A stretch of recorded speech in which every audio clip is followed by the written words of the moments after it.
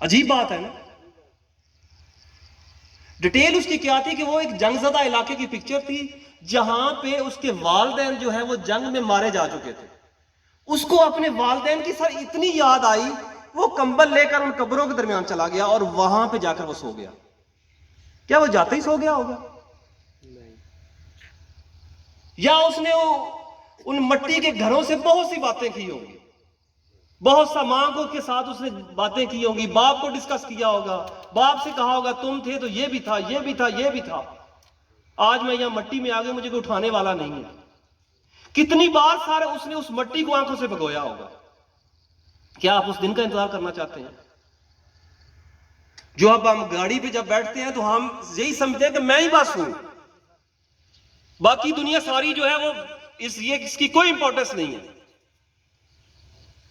آپ اس دن کا ویٹ کر رہے ہیں سر کہ جب خدا نہ خواستہ ہمارے بچوں کو کوئی یتیم کہہ کر پکارے, جب ہمارے بچے جو ہے وہ رات کو اٹھ کر چیخے مار کر روئے اور ماں سے کہے ماما بھی بابا آئے تھے یہ ادھر میں نے دیکھا کہاں گئے ہیں. آپ اس دن کا ویٹ کر رہے ہیں. سر آپ کے اختیار میں سب کچھ ہے. اللہ تعالیٰ نے انسان کو اتنی طاقت سے نوازا ہے کہ آپ سوچ نہیں سکتے. آپ سب کچھ کر سکتے ہیں. آپ ان فکر کو کم کر سکتے ہیں. آپ کچھ نہ کریں, ہم پوری دنیا کو بہتر کرنے کا جو ہم نے ٹھیکہ لیا اس کو چھوڑ دیں. خدا را یہ جو 5.5 فٹ 6 فٹ کا ایک انسان ہے صرف اس کو قابو کر لیں. کوئی ڈرائیونگ کیسے کر رہا ہے, پولیس والا, وکیل, مالک, الفا بریوو چارلی جیسے ڈرائیونگ کر رہے ہیں اس کے آپ ذمہ دار نہیں ہیں. کار والے کے چنچی کو ہم کہتے ہیں کہ وہ خطرناک ڈرائیونگ کرتا ہے, اس کی وجہ سے حادثات ہو رہے ہیں, سر اس کو بھی چھوڑ دیں. آپ صرف اپنی ڈرائیونگ کا خیال کریں, آپ صرف اپنے آپ کو کنٹرول کریں. یقین کریں اگر آپ نے اپنے آپ کو کنٹرول کر لیا تو آپ ان تمام حادثات کو کنٹرول کر لیں گے. جس نے ایک جان کو بچایا گویا اس نے تمام انسانیت کو بچایا. القرآن, میں اپنے پلے سے بات نہیں کہہ رہا. اگر آپ اس نیت سے چلیں, بسم اللہ الرحمن الرحیم پڑھ کر گاڑی سٹارٹ کریں, چلیں آپ اور احتیاط سے چلیں, لوگوں کو محفوظ رکھنے کے لیے آپ گاڑی سلو چلائیں, آپ کا ریس دبانا, آپ کا شیشے میں دیکھنا, آپ کا انڈیکیٹر آن کرنا, یہ ساری عبادت ہے. تو کیا ہم نے ان فگر میں شامل ہونا ہے وہ جو ہم نے 13.5 لاکھ جو ہے پوری دنیا کے ڈسکس کیے ہیں, 36,000 پاکستان کے ڈسکس کیے ہیں, یا ہم نے اپنے آپ کو اور دیگر لوگوں کو بچانے کے لیے کچھ کرنا ہے؟ ہمیں کرنا ہے کچھ کہ نہیں کرنا؟ تو پھر اس مشن میں آپ میرے ساتھ ہیں, چلیں ہم ان باتوں کی طرف. بور تو نہیں ہو رہے آپ؟ میرے ہاتھ تھک گئے ہیں, آپ تھک گئے ہیں تو ہم معاف کر دیتے ہیں. چلیں اپنے بچوں کو بچانے کے لیے کچھ عملی طور پہ کچھ کریں. ان یتیموں کو یتیم ہونے سے بچانے کے لیے کچھ ہمیں اپنا فرض ادا کرنے کی ضرورت ہے. اوکے, بسم اللہ. کیسے ہم کر سکتے ہیں؟ اب ہم آتے ہیں اس کی طرف.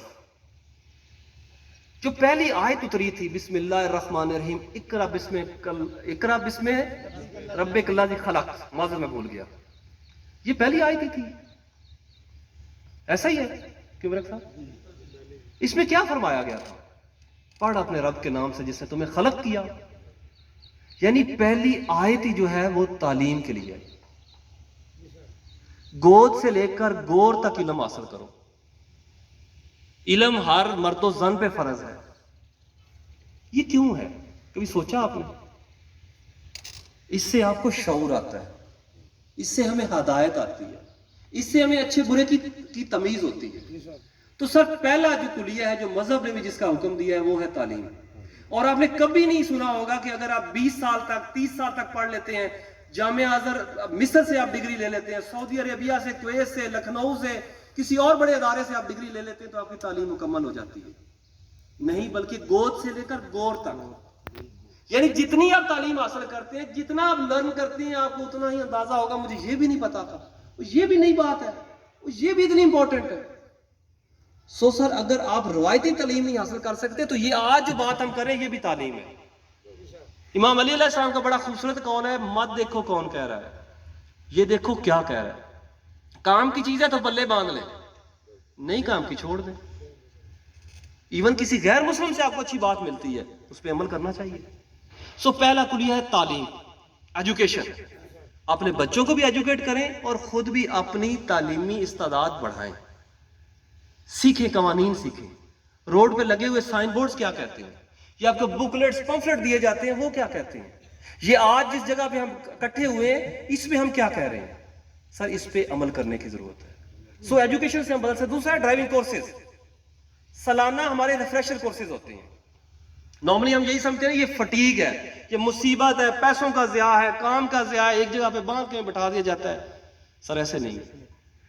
جن ممالک میں بھی ایکسیڈنٹ کم ہوئے ہیں اس کی صرف وجہ یہی ہے کہ انہوں نے اپنے بچوں کو پڑھایا ہے، اپنے ڈرائیورز کو ایجوکیٹ کیا ہے، ڈرائیونگ کورسز ان کو کروائے ہیں. تو وہ چیزیں آہستہ آہستہ گریجولی ہمیں امپروو کرتی ہیں. پھر ٹریفک قوانین ہیں. ٹریفک قوانین ہمیں سر کنٹرول کرنے کے لیے، ہم پہ حکومت کرنے کے لیے نہیں بنائے جاتے، بلکہ یہ ہمیں کوئی بتائے گا مجھے کس کے لیے بنائے جاتے ہیں؟ ہمیں سیفٹی کے لیے، ہمیں محفوظ کرنے کے لیے سر بنائے جاتے ہیں. سو سر ان پہ عمل کیا کریں. اور دوسرا نیشنل